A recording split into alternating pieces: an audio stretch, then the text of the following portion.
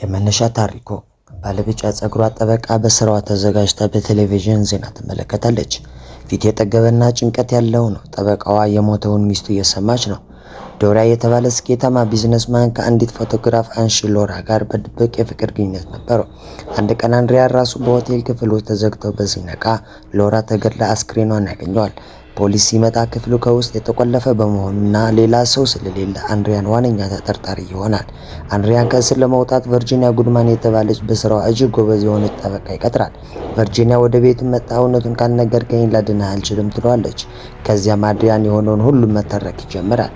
ከጥቂት ወራት በፊት አንድሪያና ሎራ በድብቅ ቀጠሮ ሲመለሱ በጫካ ውስጥ መኪና አደጋ የዳንኤል የተባለ ወጣት መኪና ይገጫሉ። ዳንኤል ይሞታል።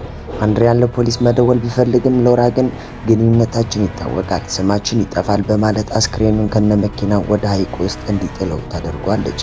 በዚህ መሃል አንድሪያን የዳንኤል መኪና ወደ ሐይቅ ሲወስድ የዳንኤል አባት ቶማስ በአጋጣሚ ሎራን አግኝቶ መኪናዋን እንዲጠገንላት ወደ ቤት ይወስዳታል። ሎራ በቤታቸው ውስጥ የዳንኤል ፎቶ ስታይ የገደሉት ልጅ የነሱ መሆኑን ታውቃለች። ከዚያ በኋላ የዳንኤል ወላጆች ልጃቸው የት እንዳለ መፈለግ ይጀምራሉ።